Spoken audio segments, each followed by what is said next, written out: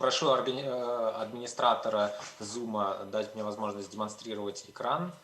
Вот для этого, если можно нажать кнопку безопасности внизу и там нажать галочку «Право демонстрации экрана».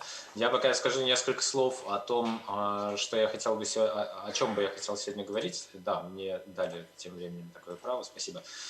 А, э, и как я вообще пришел к этим, к тому, чтобы заняться и озвучить такую тему. Я несколько лет занимаюсь изучением состояния языков России и пытаюсь анализировать опыт языкового активизма. Ну, можно по-разному это называть. Деятельность по оживлению языков, деятельность по сохранению языкового разнообразия, языковая экология, обратный языковой сдвиг и все прочее. Для меня это более-менее синонимы.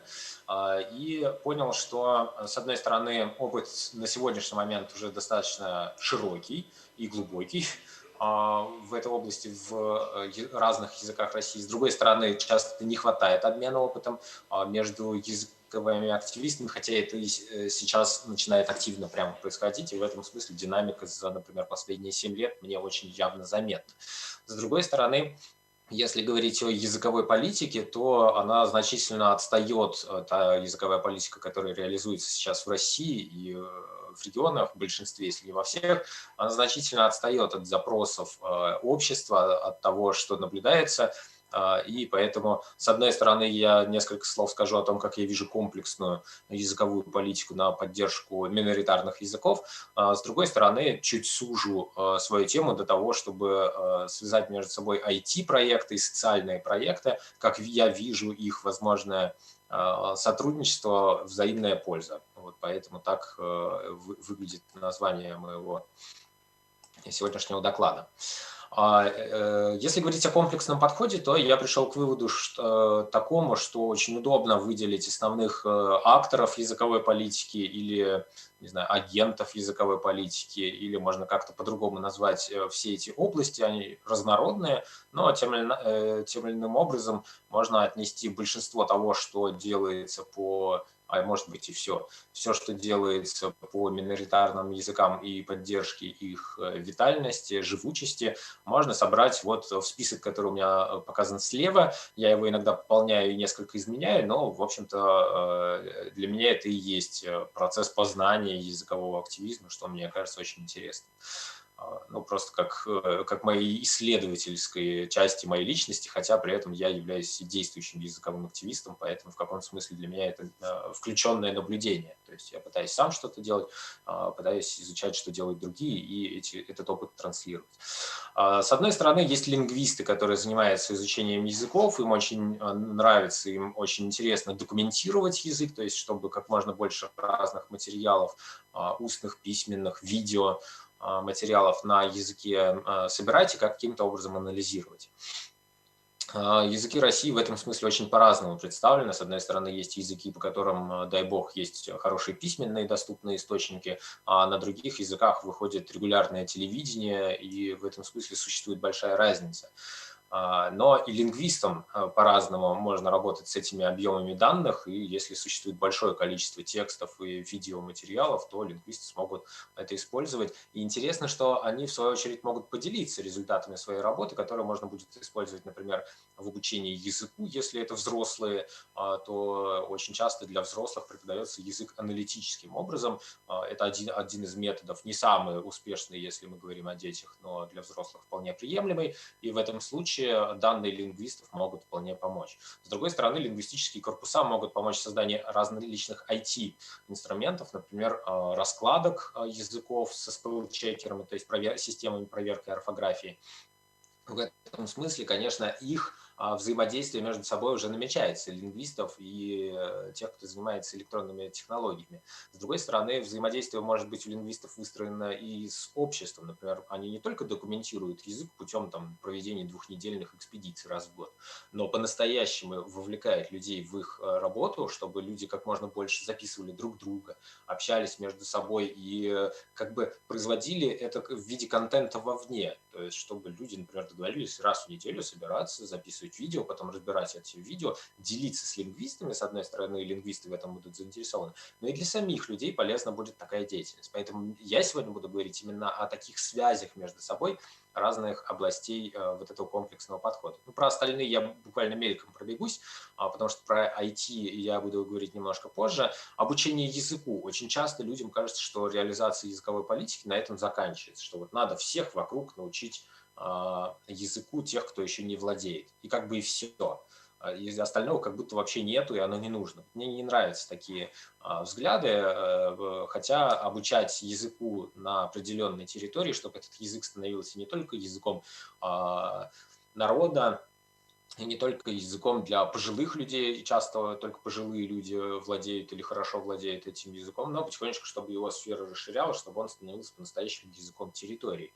Причем это под территорию я вполне могу понимать и отдельно взятое село, не обязательно думать только о республиках в этом случае, но это необходимый шаг, но далеко не единственный. Следующий, четвертый пункт, мне кажется, как раз очень важным, и часто он как-то подвисает и нормально не реализуется, это язык в социализации, то есть в образовании, дошкольном, школьном, чтобы на этом языке происходило обучение, и профессиональное образование, конечно, среднее профессиональное, высшее профессиональное образование, и не только в рамках словесности, потому что чаще всего для языков России только эти специальности, возможно, как профессии, получить их на языке. При этом я вижу очень много возможностей для того, чтобы расширить применение языка в профессиональном образовании, например, создать элективные курсы. Сейчас вот во многих университетах, в вузах в России вводятся системы майнеров. Они считается, что это достаточно успешный опыт, когда есть какой-то курс по выбору, который выбирают студенты разных специальностей, часто даже не связанных с их специальностью. Я легко себе вижу студентов, которые обучаются физике, а на общеобразовательные предметы в высшей школе они собираются, соответственно, либо на русском языке, либо на чувашском по желанию. И мне кажется, задача вузов организовать такую возможность. А этого практически сейчас я не наблюдаю нигде. Вот. И если говорить о высшем профессиональном образовании, то только на татарском языке есть попытки создания высшего образования вне сфер словесности. Конечно, использование языка в профессиях, в официальных сферах, причем официальные сферы я тоже понимаю в очень широком смысле. Не только, что глава республики должен знать этот язык, но что любой человек может на любом уровне, например, в паспортном столе в своем населенном пункте, получить качественное обслуживание на этом языке. Причем не обязательно всем сотрудникам знать, например, чувашский язык, но, например, если ввести правило о том, что 30% сотрудников каждой бюджетной организации владеет чувашским языком не ниже уровня B1.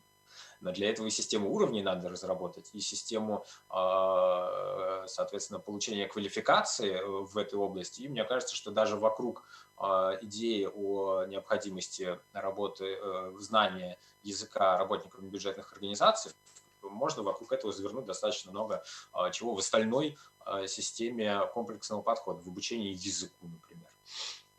Ну, кроме этого, следующий пункт, мне кажется, важный – это контент. Какой контент существует на языках? И чаще всего и на языках России существует контент ограниченный, часто историческо-культурной тематики. В этом отношении языковые активисты делают замечательные шаги, пытаясь расширить и научно-популярную тематику, выдавая на языках, и существуют различные блоги. Это все очень здорово, но мне кажется, что вот при комплексном подходе все это должно поддерживаться, и тогда у нас будет появляться надежда и ощущение на устойчивое развитие языков.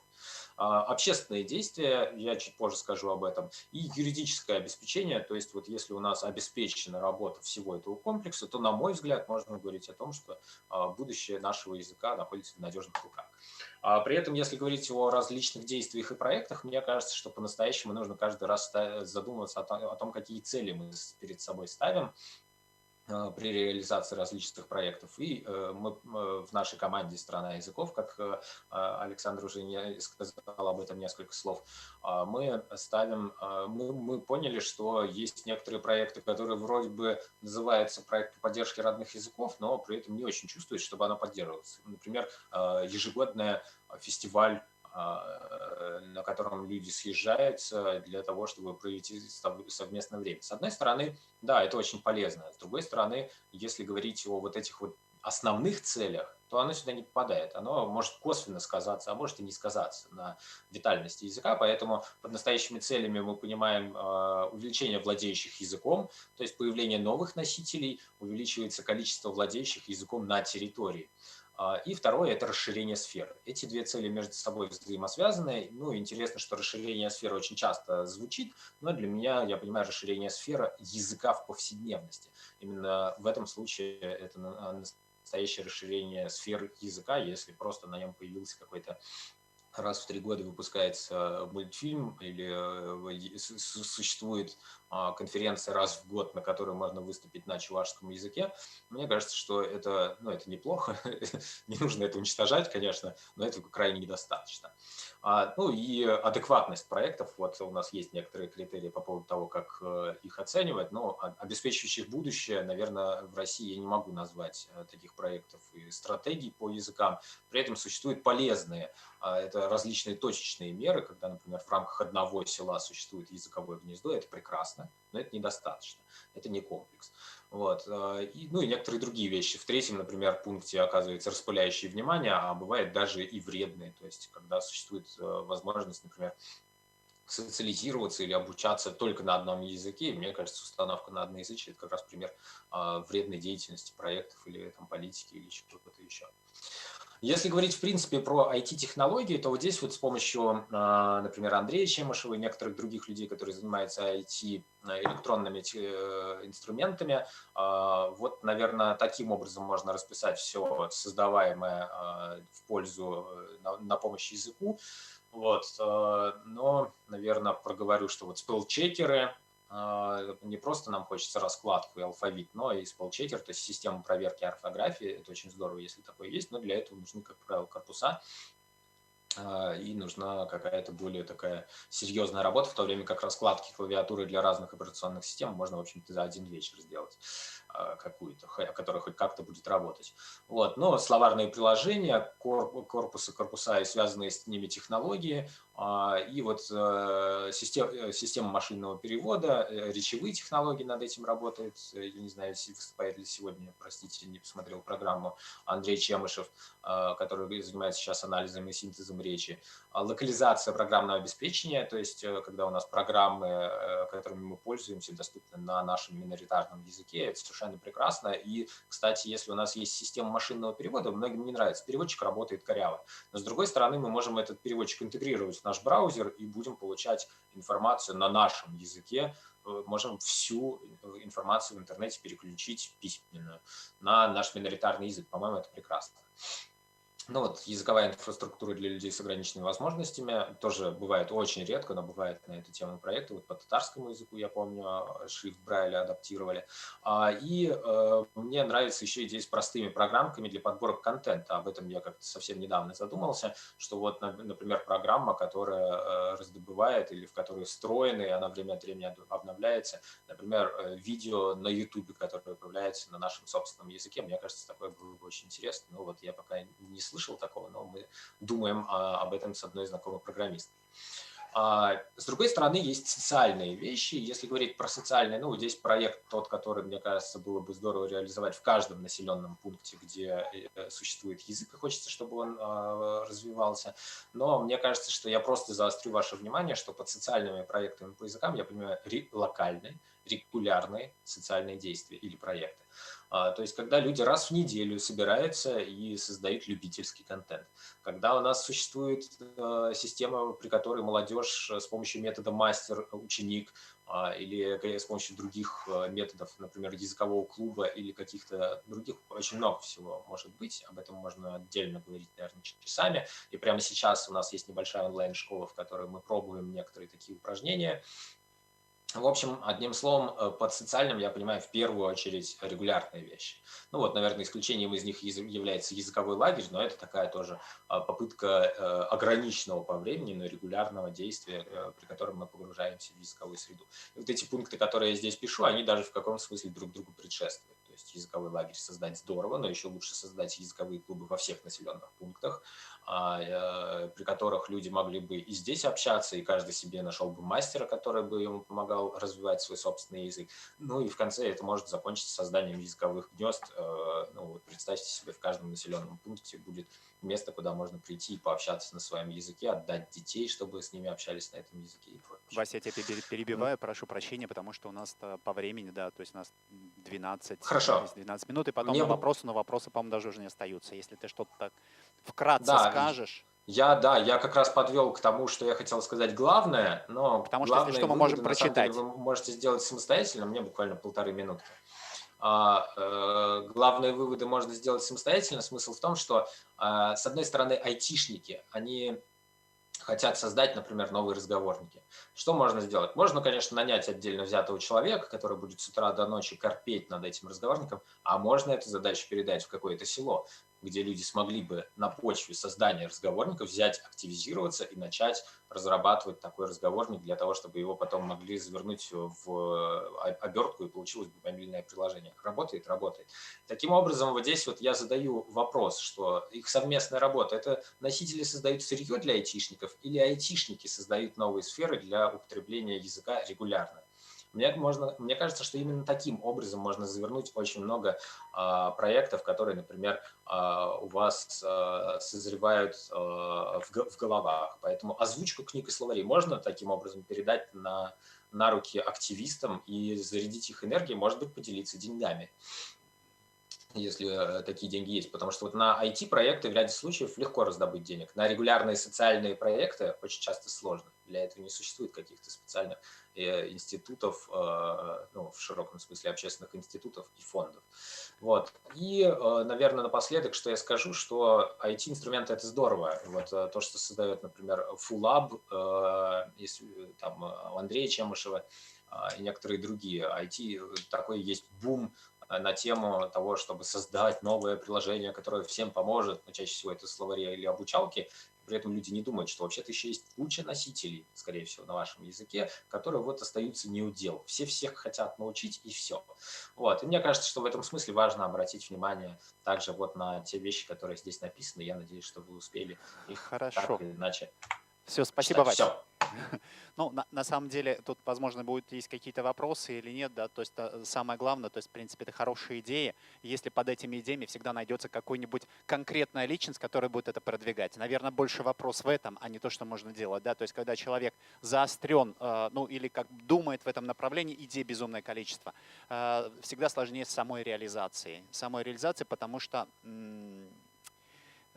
не хватает таких людей, которые бы могли бы это реализовывать. Есть какие-то комментарии, может быть, один-два комментария, то есть Вася, потому что пока с нами, то есть, ну, Васю тоже можно найти, Василий Харитонов, «Страна языков», его можно найти в интернете, есть отдельный сайт, который стремится, основная задача его, наверное, показать многообразие проектов, языковых проектов, к которым, с одной стороны, можно подключиться, с другой стороны, можно, ну, узнать, что делают на местах и как это работает, да, то есть какие-то есть реально действующий проект, который действительно в наше время они функционируют. Вот, наверное, больше всего об этом говорит Василий, и его можно обязательно, не то что обязательно, его можно найти в социальных сетях, на Фейсбуке, ВКонтакте, в Телеграме, что еще не упомянул. Ну, по электронной почте, которая наверняка тоже здесь где-то была, и найти его можно. Все? Спасибо большое, удачи вам с вашими языками, и я очень рад был вас услышать. Спасибо, Вась. И второй участник нашей секции – это Александр Николаевич Антонов. В общем-то, сам Александр с Новочебоксарска родом, насколько я знаю, но, может быть, он 2-3 слова о себе тоже так. скажет. Это будет, наверное, правильнее. Александр, я напомню, что у нас немножко мы задержались с предыдущим докладчиком, скажем так, да, у нас регламент мы устанавливаем где-то 12 минут плюс 3-4, может быть, минуты для вопросов. Спасибо. Да, хорошо, я постараюсь покороче рассказать. Мне тоже нужна демонстрация экрана, если это можно. Очень рад находиться на этой конференции. Спасибо за приглашение. Давайте я для начала, пока мне дают демонстрацию экрана, представлюсь. Меня зовут Александр Антонов. Я действительно работаю руководителем проектов в компании Яндекс.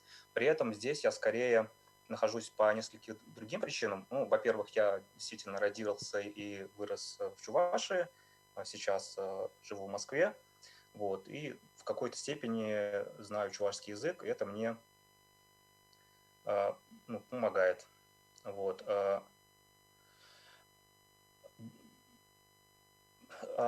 Тема, которую я сегодня, мне вот по-прежнему не дают, к сожалению, демонстрацию экрана. Давайте я попробую пока рассказывать так. Тема, которую я сегодня хочу заявить, это тема, как сделать машинный перевод для большинства языков России. На самом деле это такая немножко детализация того, про что рассказывал Василий. Вот. Я как представитель IT-сферы. Да, там вроде появился. Там внизу. Нет, пока еще не. Внизу демонстрация экрана надо нажать. Да, я нажал, да, пока тут. И там с левой стороны кнопочка. Нет, ниже. Демонстрация экрана. Ниже. Вот, демонстрация экрана внизу. Нажимаем на демонстрацию, да, на зеленую кнопочку. Я нажал, да. Все, вижу, теперь появилось, спасибо. А потом с левой стороны надо галочку нажать, и потом только вот все, да. Вот, я надеюсь, что меня сейчас видно, да. Теперь, да, все хорошо. Вот. Тема, которую я сегодня, в общем, хочу рассказать, давайте немножко ускорюсь, это как сделать машинный перевод для большинства языков России.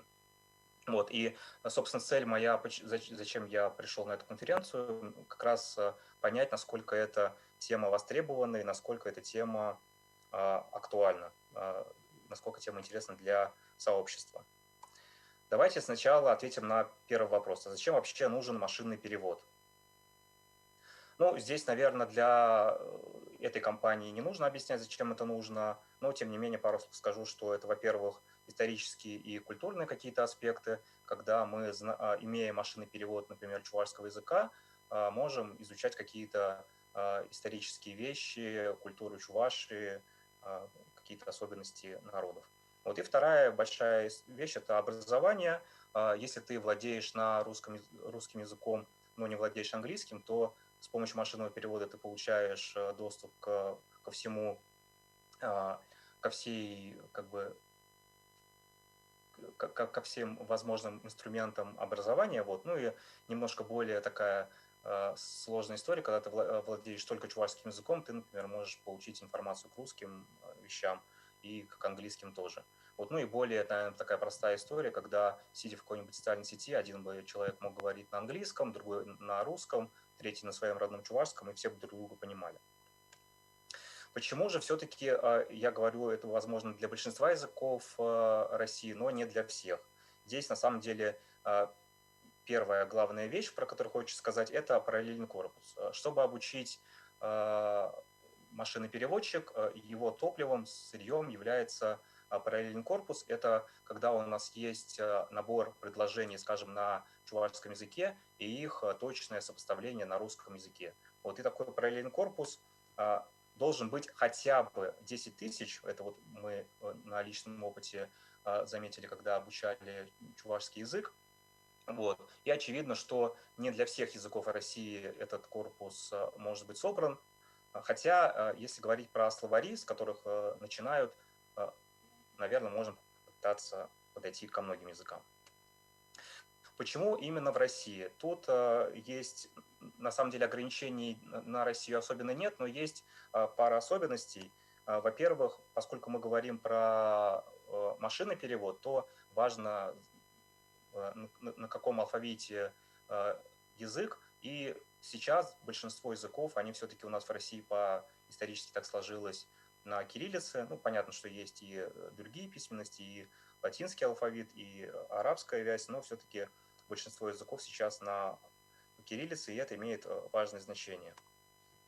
Второй аспект, и вот это второй пункт, про который важно сказать, мы, когда обучаем машинный переводчик, у нас есть пара. И для российских языков это, скорее всего, будет пара миноритарного языка с языком русским. Вот, потому что таких материалов все-таки больше всего. Давайте посмотрим, если вот говорить про это как про проект, давайте посмотрим текущее состояние. Какие языки миноритарные уже представлены в интернете в машинных переводчиках. Ну, здесь ни для кого не секрет, что Яндекс здесь впереди планеты всей, и у Яндекса 7 языков миноритарных, которые на территории России. Так получилось, что это в основном языки Поволжья. Чувашский в этом году появился, Андрей Чемышев в свое время добавил 2 марийских языка, татарский есть, несомненно, ну и так далее. И в этом году еще появился якутский язык. Вот. Таким образом, география расширилась. Дальше я буду рассказывать, но разочарую, на этом спектр языков, у кого есть машинный перевод, он, в принципе, и заканчивается. Дальше есть у нас самый распространенный язык татарский. Татарский представлен еще в Prompt, который Translate.ru. Татарский с этого года представлен в Google. И Институт прикладной семиотики, сами коллеги из Татарстана делают свой собственный переводчик. И вот на примере татарского языка, наверное, можно увидеть, как бы было бы хорошо, чтобы развивались остальные языки. Это появление в разных переводчиках. Давайте зададимся теперь вопросом, а сколько всего же языков в России? Я вот беру статистику из проекта, который делал в 2017 году Борис Орехов, вместе с командой, естественно. Вот. И он дает такую статистику, что языков в России сейчас 96 языков, из них письменных 78. Ну, то есть видно, да, уже, что вот это является ограничением для того, чтобы добавить машинный перевод, и это где-то, наверное, вот 78 языков, это, наверное, какая-то идеальная верхняя планка. Дальше смотрим, что языков, для которых искали тексты в интернете, 49, сообществ ВКонтакте 31 и доменов 30. То есть примерно от 30 до 49 языков, наверное, как-то можно попробовать добавить в машинный переводчик.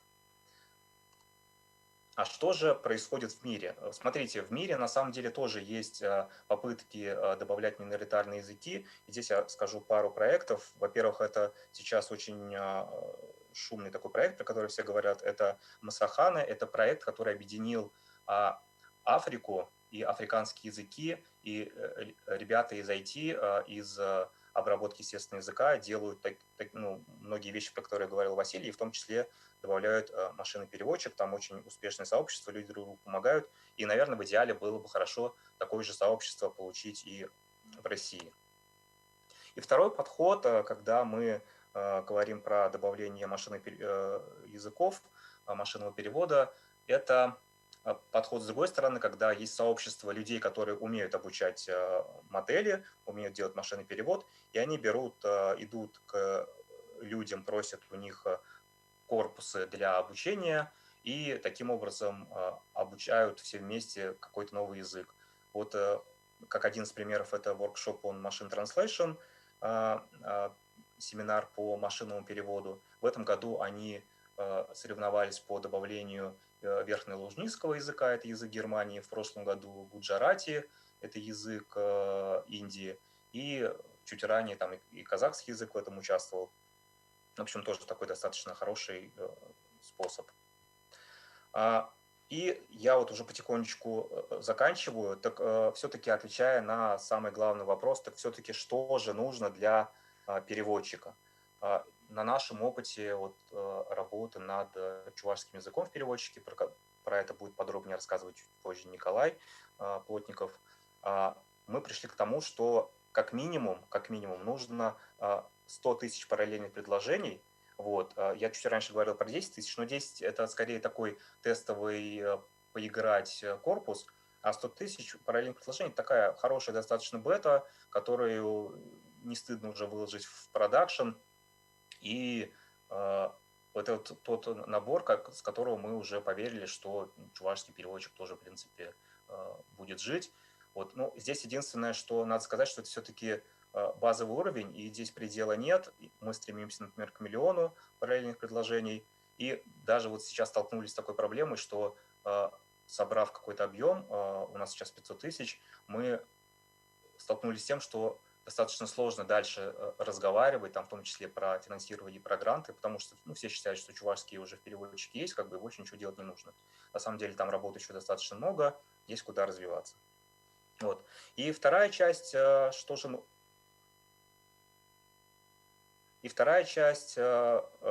же нужно для переводчика, это просто обычный монокорпус, и здесь может поучаствовать любой человек. То есть когда вы просто пишете какой-то текст в интернете или сканируете в электронный вид какую-то книгу, вы уже участвуете в сборе корпуса, и этот корпус может быть использован для того, чтобы потом его применить в машинном обучении. Как это примерно работает? У нас есть какая-то простенькая моделька, которая обучена на параллельном тексте, потом с ее помощью можно взять чуть побольше корпус, например, 1 000 000 предложений, и на нем перевести, и его перевести уже с помощью модели на второй язык. И у нас только получится еще плюс синтетический параллельный корпус, и все вместе можно обучить еще раз, и данные будут чуть получше.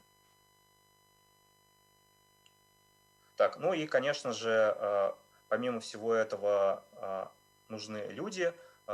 Без носителей языка, наверное, сложно будет добавлять какой-то новый язык. Это вот для меня сейчас будет такой некий челлендж, понять, смогу ли я, кроме чувашского, еще какую-то модель обучить, не зная самого языка. Вот. Ну и если говорить про это как про проект, то там, естественно, идет вопрос про время.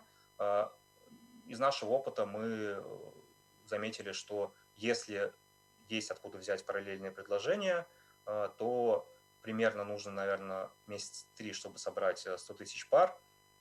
Вот. Если таких источников мало, то, наверное, вручную переводить это потребует 1-2 года.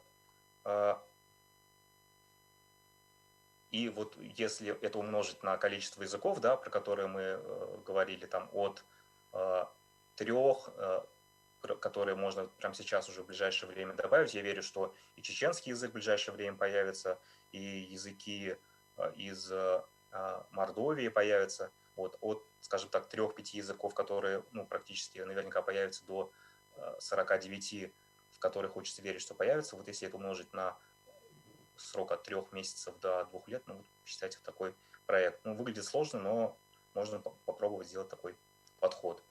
Спасибо. Я закончил.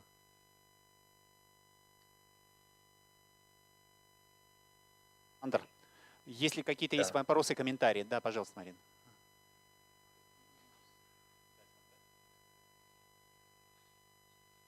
Александр, добрый день. Марина Федина, Филаб. Здравствуйте. Я бы очень хотела, чтобы мы с вами поработали по созданию переводчика коми-языка. Параллельные тексты у нас есть, параллельный корпус есть. Так что я думаю, что в ближайшее время, наверное, мы сможем с вами как-то связаться и переговорить о механизме и, как совместно поработать. Возможно такое? Да, конечно, это, собственно, была одна из моих целей, понять, есть ли какой-то такой запрос.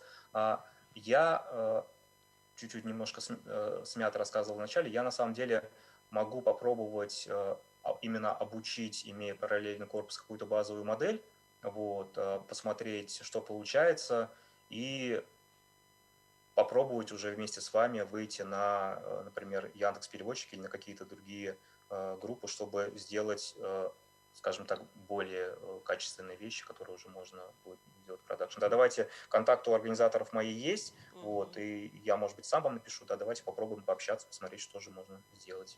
Да, хотелось бы, конечно, конкретно потом поработать. Спасибо. Вам спасибо. Спасибо большое. Будут еще вопросы? Да, еще раз поблагодарим Александра, потому что действительно,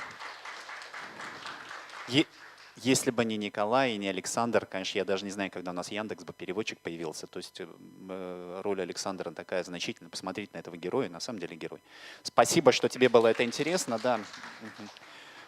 Спасибо Теперь, большое, да. Да, всего доброго, до свидания. Теперь мы предоставляем слово Чемышеву Андрею Валерьевичу, научный сотрудник Марийского научно-исследовательского института языка, литературы, истории Васильева при правительстве Республики Мария Йошкар-Ола. Я так долго его представляю, потому что действительно это необыкновенный человек, который просто большой специалист в области IT. Я не знаю, наверное, да, его знают вообще все в финно-угорском мире, мне кажется, потому что он так много сделал для этих народов, для этих языков, точнее, прежде всего. Но и, конечно, немало и консультировал, и помогал в плане развития чувашского языка. Да? То есть, в общем-то, не первый раз к нам сюда приезжает, и я надеюсь, что Андрея вы должны знать в лицо, потому что действительно у него есть еще интересные проекты, и об этом, наверное, будет говорить. Спасибо.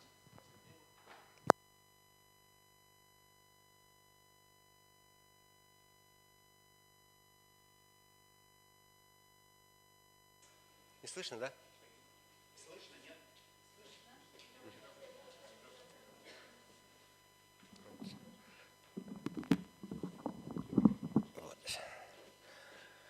Последние 3 года мы занимались тем, что втроем, у нас небольшой коллектив в Йошкар-Оле, занимались тем, что делали корпус марийского языка.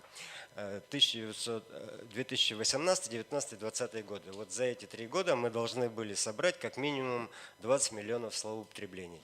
В перерывах, чтобы немножко так люди устают, это монотонная работа, это надо все время сканировать, распознавать, проводить вычетку распознанного материала и вот собирать вот такую базу текстов, которая состоит из художественной литературы, поэзии, прозы, драмы, научной литературы, газетных публикаций, публицистики и хотя бы минимальный вот объем 20 миллионов словоупотреблений, я уже сказал.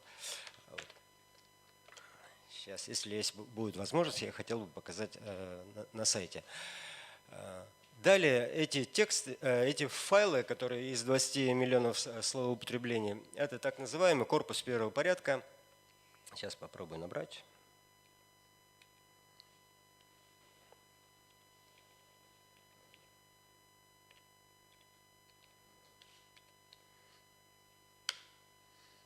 Вот, а потом надо их вот как филап, надо разместить в информационно-поисковую систему.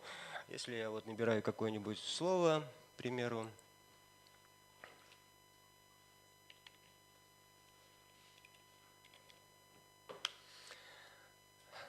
то это слово выводится в каком произведении, кто автор, название бумажного носителя, когда издано.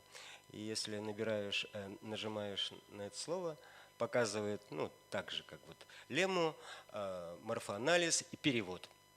Лемма – это тулат, значение лемма – тулаж, а морфоанализ, если первое спряжение, то второе лицо единственное число, если второе спряжение глагол, то третье лицо множественное число. И перевод. Перевод там довольно много, около 20, видите, сколько значений.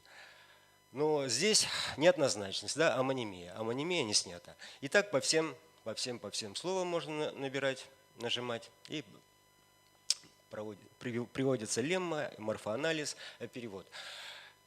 Я сюда выложил не все эти базы текстов, которые мы 20 миллионов словоупотреблений. В процессе того, когда я начал размещать эти файлы, здесь надо было указать жанр, автор, название произведения, выходные данные книжные, так называемую метаразметку.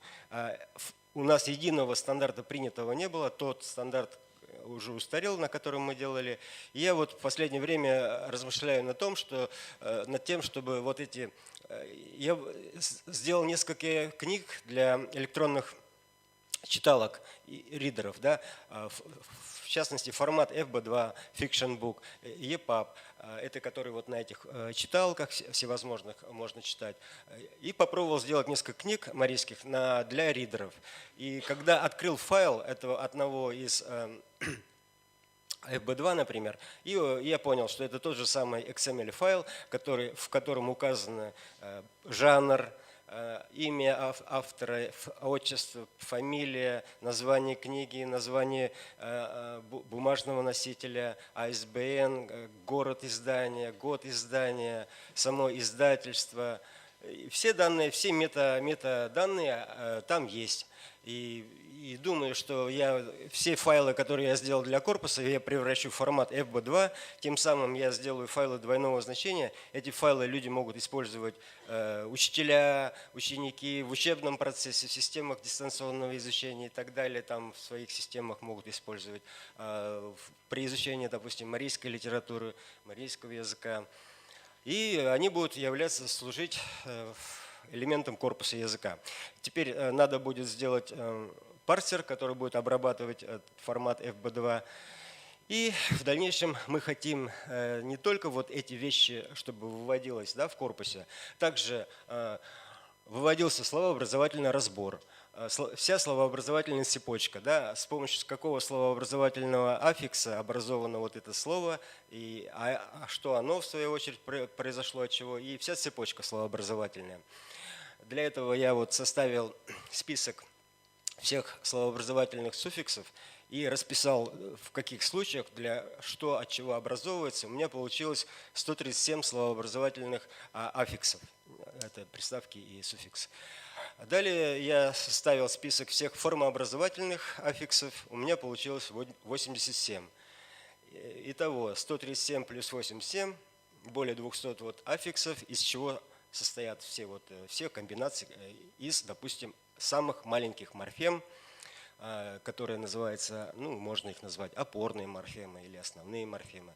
И вот этих список всех опорных морфем где-то будет, по моим прикидкам, я пока полный список не составил, их будет около 3000 минимальных таких морфем, из которых произошли все марийские слова. И этот словообразовательный разбор я хочу тоже приводить. Далее здесь я хочу приводить также антонимы, синонимы этого слова. И все эти предложения, которые выводятся, я хочу их озвучивать. Озвучивать хочу не голосом диктора, да, а синтезатором речи. Для этой цели мы будем делать синтезатор речи. Не только для этой цели, в том числе для людей, которые плохо видят, для слепых, кто не может читать, чтобы они могли сайты марийские просто слушать. Вот. И также этот синтезатор речи будет использоваться и в обучении, и в других целях. Для того, чтобы сделать синтезатор речи, мы сейчас, во-первых, есть такой сайт, я могу вам показать. Это, допустим, может быть, будет интересно Николаю, сайт bibli.is. Я неправильно набрал, сейчас. Просто я здесь хочу показать, с чего можно начинать. Можно зайти... Ах ты, опять неправильно набрал.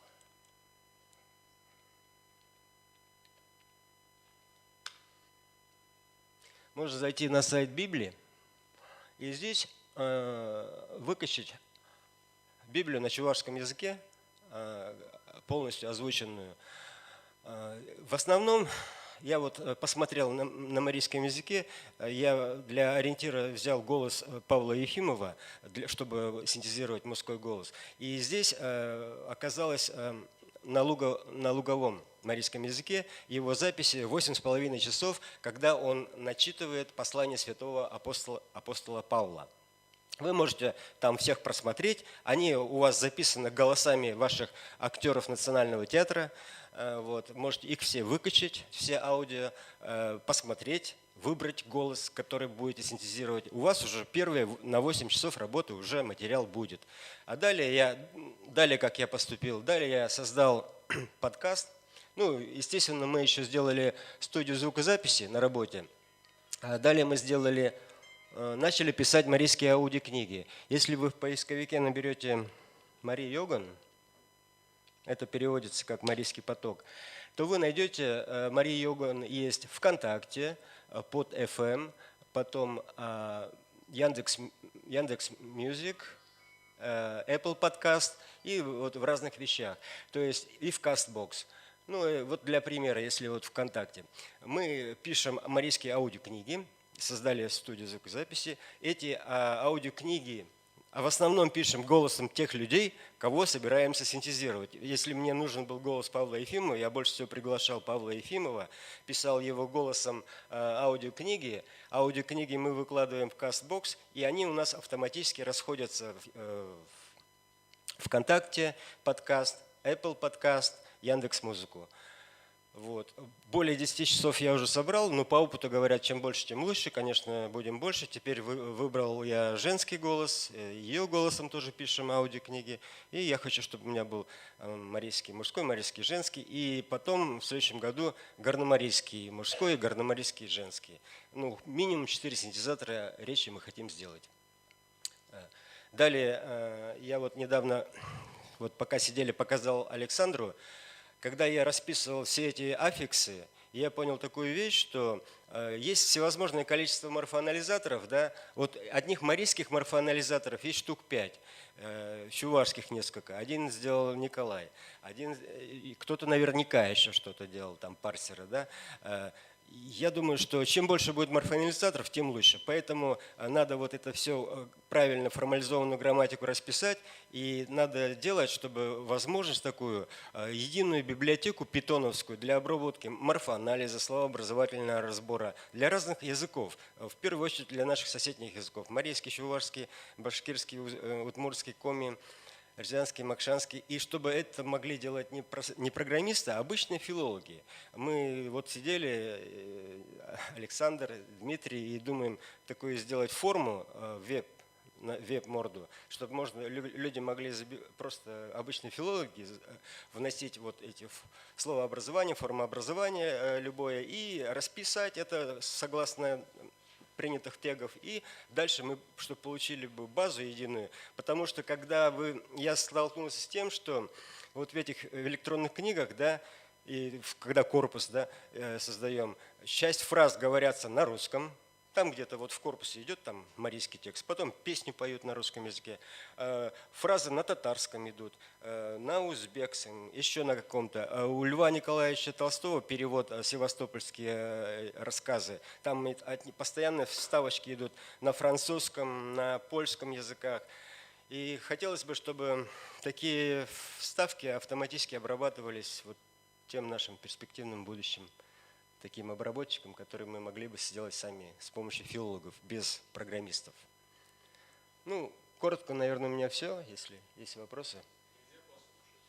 Конечно, можно. Любой. Давайте я вот сейчас... Сейчас я хочу... Я именно хочу голос, потому что сейчас в последнее время я уже пишу другими голосами. Павла Ефимова у меня уже достаточно. Для нас все ново, можно любой голос включить. Да? Да. А я уже что-то, у меня мышка отпала. Сюда надо смотреть. Вон она, мы видим. Вы это видите? Ну давайте, любой. Нажимайте. Мишурин Дятман.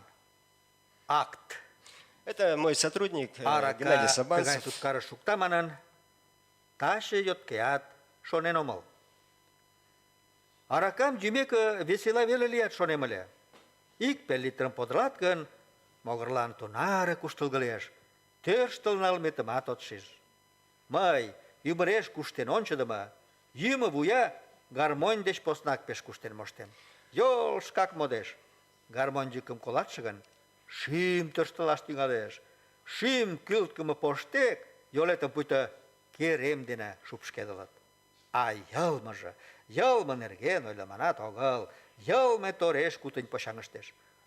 Ожно мемнан изи годым Айык еҥын ушыштыжо... Мы таких аудиорассказов, аудиокниг и повестей записали более 100 штук пока в данный момент. И они очень популярны у людей, которые не читают книги. А едут далекие дороги, например, люди, которые работают в Сургуте, еще где-то, они песни уже марийские надоело всем слушать. Они во флешке вот выкачивают вот эти аудиорассказы, ставят и там, допустим, сутки едут, сутки слушают эти аудиорассказы. Книги они все равно никогда не читают, а так хоть классиков послушают, Да, если классно. не читают. На самом деле очень интересно, по-моему, классный проект. Я тоже с удовольствием слушаю аудиокниги. У меня сейчас основной источник, наверное, получения информации. И мне по-чувашски очень не хватает вот именно такой вот литературы, скажем, аудиолитературы. Есть вопросы к докладчику? Есть? Нет? Да, мне кажется, он достоин аплодисментов. Все, да? Да. Кугутау.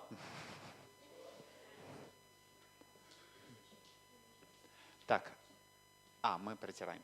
Ну и что? Халь юлашки докладчигінде значит вошла шагында Ченешин Николай Плотников, Николай Пурди Палажинде гундамын жендезень бол шавдери нумай эштевать, кирле эштевать Николай Чвашхалахин сайджен теп редакторе миноритарные языки в Яндекс переводчик, например, чувашского языка. Теплерень, Яндекс Кужаружи Берги, Калаза Барат Бери. Чаплай, Чувашла, вы слагали? Ну, так как конференция все-таки По-русски. Всероссийская. Мы будем считать, что междугородние. Ну, с разных городов съехались просто люди. Юрать, ага, Тархашин. Ну, я ее подготовил как бы на русском языке, но в планах все равно как бы создать синтезатор речи и все такое, чтобы на основе распознавания голоса путем перевода моей речи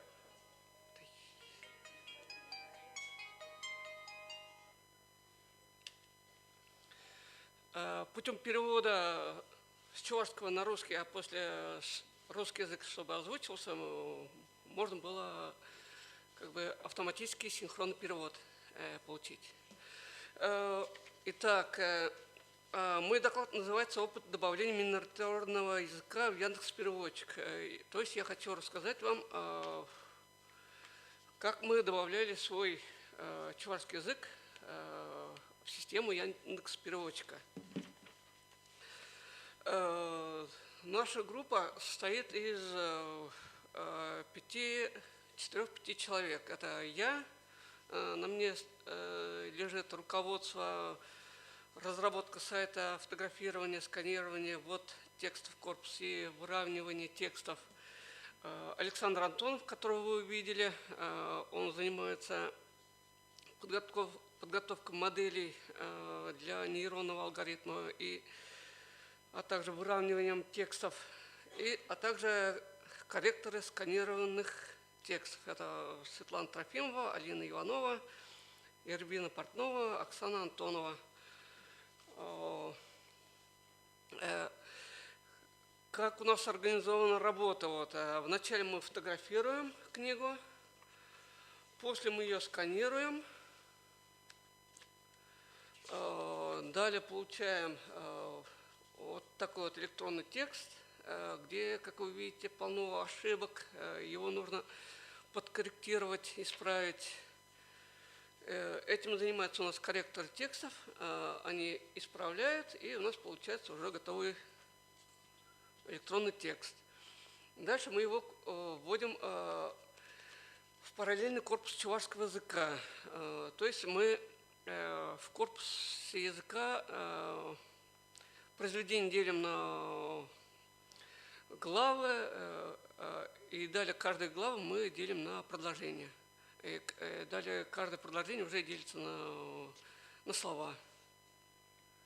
И после ввода в корпусе оно выглядит вот так вот. Далее уже как у нас появляется текст на чувашском, электронный вариант, мы ищем уже оригинал на русском языке и начинаем его вводить в наш параллельный корпус. Тут вы можете заметить, что разделение на предложения у нас происходит автоматически и с ручной коррекцией. Здесь вы можете видеть, например, 5-е предложение. В чувашском оно одно предложение, а в русском его, в оригинале, его разбили на 2 предложения. То есть, и, соответственно, мы в ручном порядке вот это несоответствие мы правим. То есть, вот это вот многоточие мы экранируем, чтобы оно не служило признаком окончания предложения. Здесь, например, вы можете увидеть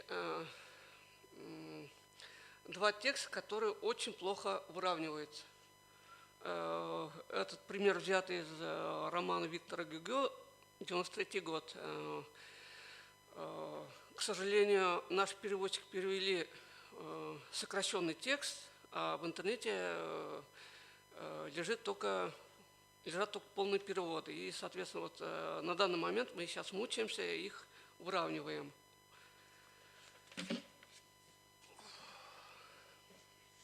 Так, далее о самом корпусе. Сам корпус мы начали создавать в 2016 году. И активная работа у нас была в 2016.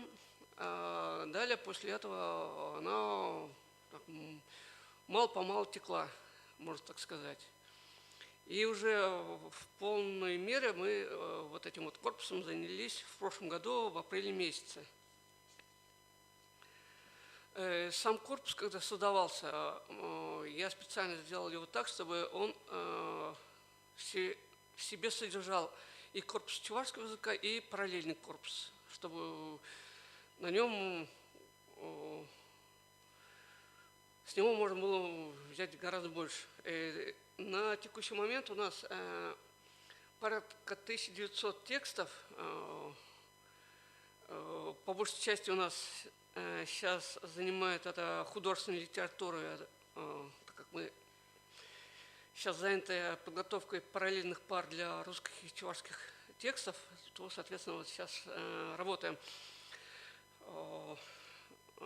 переводами художественной литературы, и, соответственно, они у нас занимают большую часть корпуса. Всего у нас сейчас в корпусе 627 тысяч предложений и 6600 тысяч слов, ну, то есть 6,6 миллионов слов. Выровненных предложений это 570 тысяч. Здесь вы можете вот посмотреть вот динамику накопления выровненных предложений. Сегодня вот я вот сейчас пока вот смотрел, у нас где-то до 571 тысячи доходит. На данный момент мы перевели в электронный формат чуть больше 100 книг. Здесь вы, например, видите наш список книг, которые мы обработали. В конце, вот, например, это зеленый это уже все готово. Красный это то, что текст сейчас проверяется. Оранжевый это текст вводится в корпус. Ну, там еще есть еще желтое состояние, это вот выравнивание текста. Тут пока ни одного нету. По мере работы мы консультировались с другими группами, которые вот работают с Темышевым, с татарами и опытом других людей, вот, которые собирали параллельный корпус. В начале, в 2016 году, я пытался этот корпус собрать путем ручного перевода. Но этот путь оказался довольно долгим. В день там можно было где-то 30-40 предложений всего лишь там перевести. И некоторые предложения было перевести довольно сложно, и, соответственно, работа шла очень медленно. Далее мы пытались найти готовые параллельные тексты. Это пьесы, законы и прочее. Скорость в этом случае улучшалась, но не особо быстро происходило. Ну, например, в день можно было набрать 200-300 параллельных пар.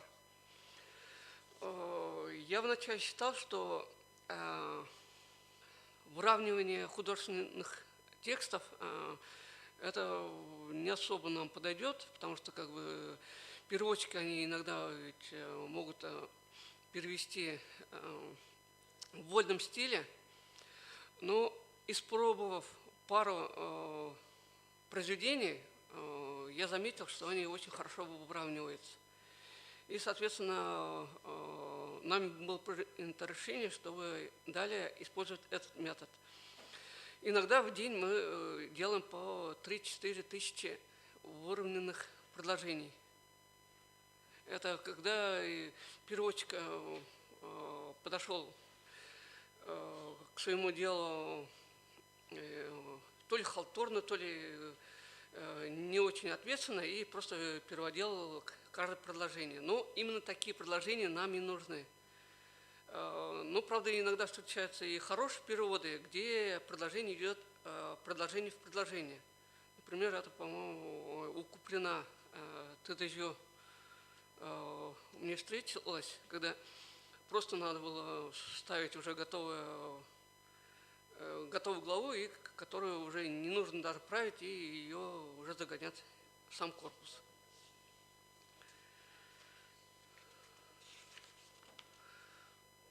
Так.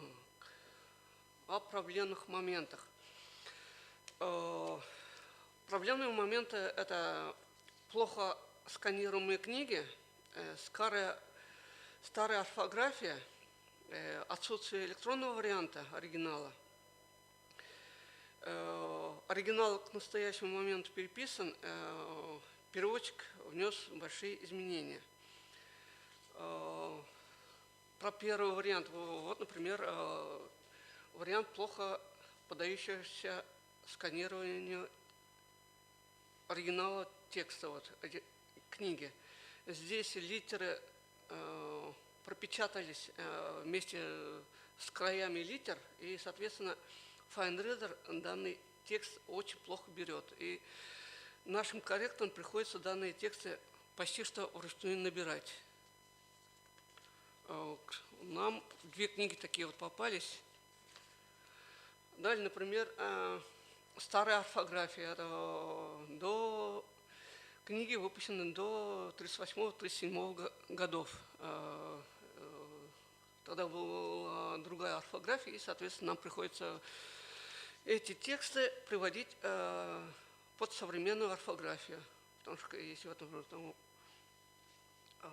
«эза», там через «е» написано, и если ввести его в таком виде в корпус, то оно будет очень сильно мешать.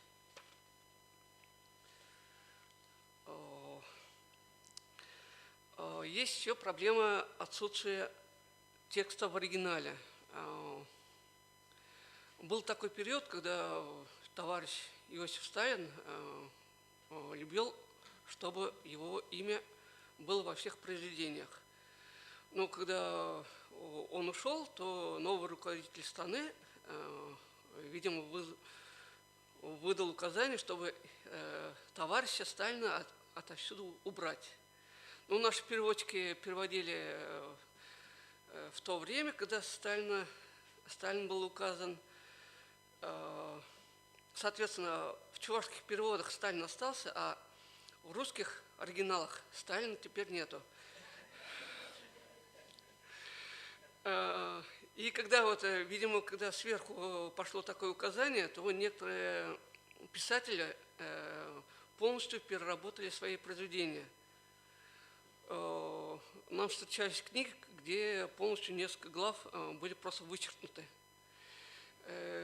Мы вводим текст вначале на чувашском языке, и, соответственно, чтобы вот этот удаленный фрагмент добавить, нам приходится его заново переводить. Для этого нам помогает свой собственный переводчик, самом корпусе встроенный. Здесь вы можете видеть, что он довольно неплохо справляется. Мы можем просто нажать на кнопку «Использовать», и если он немного неправильно перевел, то немножко поправить и уже отправить его в параллельный корпус в виде перевода. Так, еще я сказал, что встречаются книги, где разные переводчики, например, в интернете русскоязычный перевод одного переводчика, наши чувашские переводчики перевели оригинал от другого переводчика. Это, например, было от романа Жюль Верна «Дети капитана Гранта». Когда я начал выравнивать текст, то в первые главы мне пошли очень-очень плохо. Но я после подумал, может, там оригинал был другой. Соответственно, нашел другого переводчика, и тот же самый текст, от другого переводчика уже стал довольно легко. пару правок, и он вставал в параллельный корпус.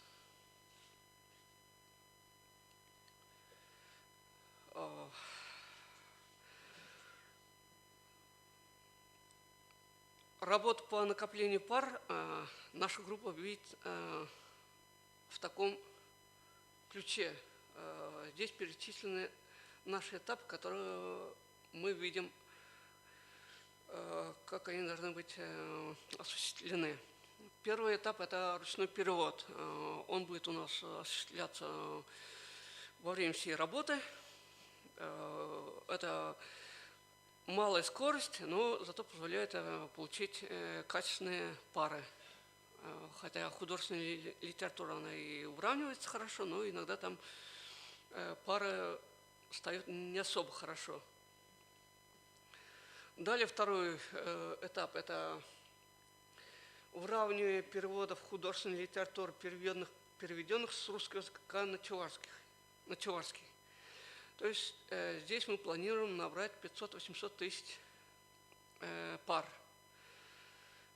Третьим этапом идет уравнивание художественной литературы, переведенных с чувашского на русский.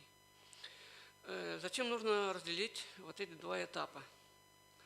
Потому что, когда переводится предложение с русского на чувашский и с чувашского на русский, то эти два предложения, они будут иметь разные качества. Если с чувашского на русский, то чувашское предложение будет более художественным. А если с русского на чувашский, то в чувашском переводе все равно там будет оно более тусклым, потому что его перевел переводчик. Соответственно, если мы хотим получить качественный машинный переводчик, он должен знать и те, и такие предложения. Далее мы будем уравнивать пьесы и законы. Почему данный этап идет только четвертым? Во-первых, пьесы и закон нам дает малое обогащение лексики. Они по большей части одинаковы. Если брать закон, то уж тем более там одни и те же там выражения встречаются. Хотя с помощью законов и можно там набрать большое количество пар, но качество такого, качество модели, которое будет использовано на таком корпусе, будет не особо хорошим. Пятым идет у нас перевод выбранных текстов. Хотя мы стараемся взять художественную литературу сейчас разнообразную, там, не только там военной тематики, послевоенной, фантастику, иностранную литературу, например, Жюль Верна, Гюго, китайскую литературу, казахскую. Но там все равно это художественная литература, и, соответственно, тематическая лексика там, она слабо представлена. В пятом этапе, чтобы обогатить лексику, мы планируем уже взять более такие вот специализированные тексты и уже их перевести на чувашский и выровнять. Ну и шестой этап, который тоже будет сейчас вот идти параллельно, это использование пользовательских пар. То есть использование тех пар, которыми пользуются пользователи. Для этого мы создали свой собственный сайт, где можно пользоваться нашим переводчиком. Пользователи с помощью него переводят те предложения, которые им нужно перевести, которые им необходимы, а уже другие пользователи могут как бы дать оценку машинного перевода. То есть, например, 10 человек скажут, что перевод удачный, и, соответственно, мы можем утверждать, что данный перевод действительно удачный, и использовать его уже для обучения нашей модели.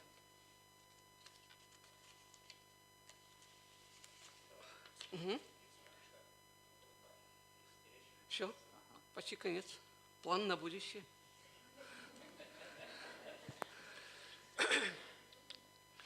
На будущее время у нас планы, соответственно, такие. Это, во-первых, добавление чувашского языка в другие системы. Мы уже как бы пытаемся связаться с Гуглом, с промптом. Вроде промпт высказался, что не против обсудить проблему добавления чувашского. Bing и другие системы, где тоже используется нейронный алгоритм машинного перевода. А также запуск полноценной версии собственной модели. То есть не только чтобы машинный переводчик был на Яндекс.Переводчике, но и чтобы такой же переводчик был и на собственной модели.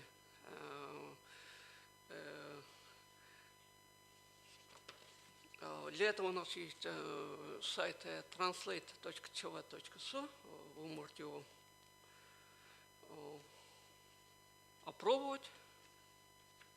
Так, далее тут для справки, вот, например, то, что говорил Александр, это какие языки России представлены в Яндекс.Переводчике. Это татарский, который в 2005 году добавился, башкирский тоже в 2005 году, удмуртский с марийским добавились в 2016, чувашский в этом году в феврале и якутский в апреле.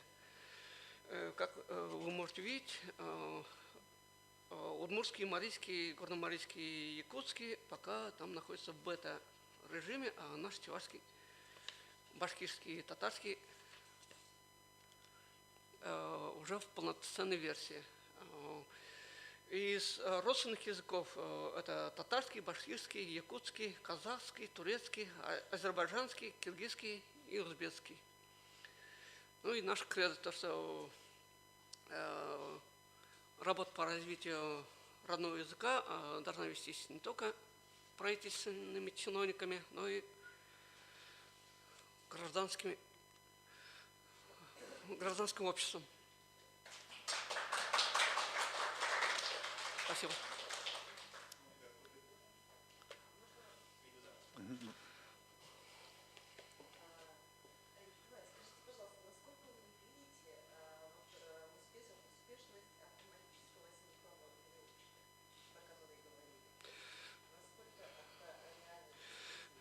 Я считаю, что чтобы идти в ногу со временем, нужно каждому языку хотя бы собирать свой корпус, потому что как бы алгоритмы, они с каждым днем, с каждым годом все улучшаются. Например, даже 2-3 года назад невозможно было говорить про данный нейронный алгоритм. И только вот последние 3-5 лет был совершен большой шажок в этом направлении, что, например, сейчас, даже не зная английского, можно получить очень качественный перевод, например, с русского на английский. Соответственно, если набрать большой объем данных, получить хороший анализатор речи, дальше хороший переводчик, и далее уже хороший синтезатор, то это качество будет довольно отличным. Например, даже сейчас уже существует специальное приложение, когда вы, например, говорите на своем родном, а другой ваш собеседник уже слышит на своем родном. Соответственно, качество будет, я так думаю, на приемлемом уровне, но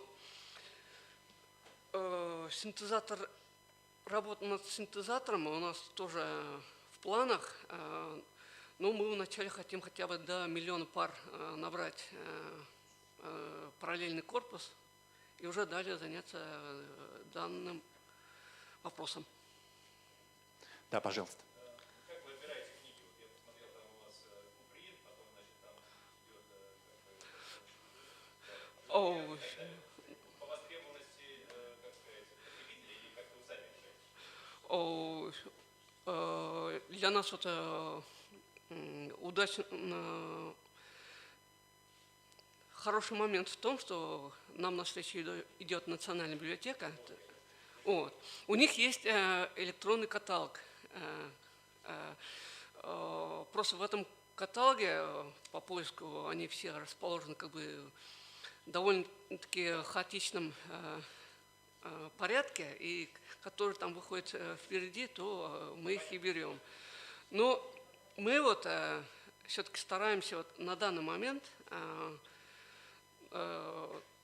до получения 300 тысяч пар мы старались разнообразные книги брать, чтобы лексика была более разнообразной, чтобы содержание было разнообразно. Да, пожалуйста, давайте по очереди. Сейчас здесь был первая рука. Николай Алексеевич, вы действительно делаете очень большую работу, мы вам благодарны. И в свою очередь у меня вот такой вопрос. Я представляю Национальную библиотеку Чувашской Республики и хотела бы вот сказать о том, что в принципе мы планово оцифровываем все те произведения, о которых вы говорите. И как мы можем вам оказать вот какую-то помощь и поддержку? Дело в том, что вы говорили о том, что вы фотографируете, потом сканируете. Дело в том, что все наши образы мы первоначально делаем в ТИФе, который можно и распознавать, и давайте каким-то образом будем сотрудничать. И, да, но Нет, мы это знакомы, но мы хотелось бы, чтобы мы на уровне соглашений просто вот тоже, чтобы делали общую работу сообща. Мы работаем с Галиной Павловной Соловьевой, через нее. Вот, сейчас на данный момент часть книг, которые вот, мы запрашиваем, библиотека вначале сама сканирует и нам уже передает уже. То есть работа такая уже идет, получается. Угу. Очень Ну, здорово. дело в том, что то, что делает библиотека, она нам не подходит. Мы... Чтобы подходило. Я не знаю, вот, я сам пользуюсь как бы лицензированной версией FineReader. Неприлично говорить при всех нельзя. Хотя она и 9-й версии, но вот те PDF, которые вот лежат, например, у Национальной библиотеки на сайте, то там качество распознавания там гораздо хуже.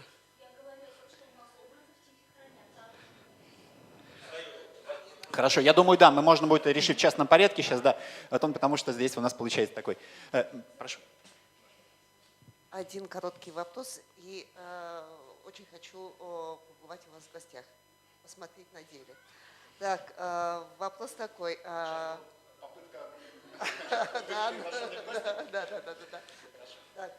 Ну, вопрос такой. Почему вы не используете переводные учебники 40-х, 50-х годов, когда все переводилось? И очень хочу, чтобы вы пригласили в гости нас. Пока мы здесь, вот Дима Левченко, мы представляем коми-лабораторию и... Ну, если найдется время, можно, конечно, и посетить. Простите, вы в каком министерстве работаете?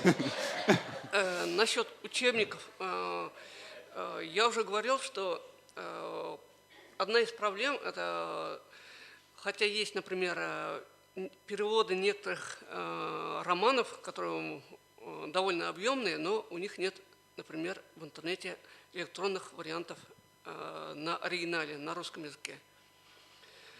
То же самое, я так думаю, и насчет этих учебников, потому что кто будет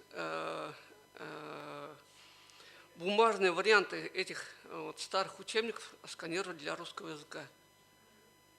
Да, вот как раз здесь библиотека может действительно помочь.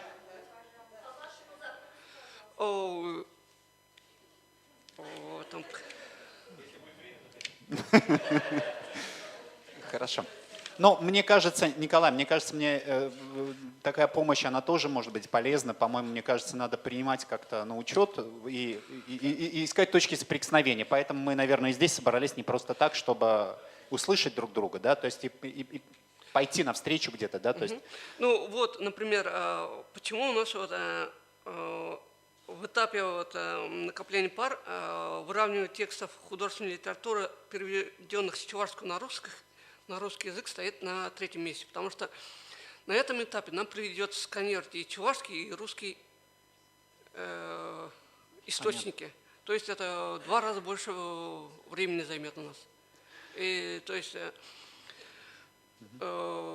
учебники можно в этот этап тоже внести, но я не думаю, что учебники дадут существенное качество модели машинного перевода, потому что, я так думаю, там все равно лексика будет однообразной. Да, спасибо. То есть, ну, тут в плане терминологии, может быть, немножко какие-то более широкие сферы охватят, да, там, если есть математика, физика, там есть трактор, по-моему, я даже где-то видел. Ну что, на этом, наверное, мы будем подходить к завершению нашей встречи, потому что тут, я смотрю, уже народ заволновался, да, есть и такие. Но самое главное, мне хотелось бы, знаете, что сказать, то есть, на самом деле, Николай, мы все это знаем, что прекрасно, что он много что делает. Помощь нужна. Помощь нужна от каждого лично, да, потому что я тоже ему по мере сил, насколько это возможно, тоже стараюсь помочь. И, в принципе, каждый из нас, кто здесь сидит, он тоже может помочь. Помочь не в плане там, ну, вот чтобы как в библиотеке, да, у меня же нет таких ресурсов, как библиотека, нет, там какие-то вещи можно переводить физически. Пришел домой 15 минут, правда, конечно, надо научиться как, но вот в этом плане, я думаю, Николай подскажет. Раз, попереводил, пошел дальше, попереводил, дальше пошел. Ну вот в Википедии, например, так работает. Я постоянно в режиме перевода. Где-то в час в день я чего-то перевожу с чувашского на русский, с русского на чувашский и на прочие языки. Да? Это у меня часть моей жизни просто. Да? И вот это тоже каждый из нас может сделать, особенно учителя чувашского языка. Вы филологи, да, вы как... И, может быть, вы где-то можете даже организовать, если это студентов организовать филфака там. То есть, ну, нужна эта помощь. То есть нам нужны переводчики. Вот, и мне кажется, вот это нам важно унести отсюда, с нашей конференции, и внедрять, по большому счету. Да. Спасибо всем огромное. Переводчики не только, значит, с какого-то на другой язык, но и с одного банка на другой банк. Телефон привязан к телеграфному банку. Да.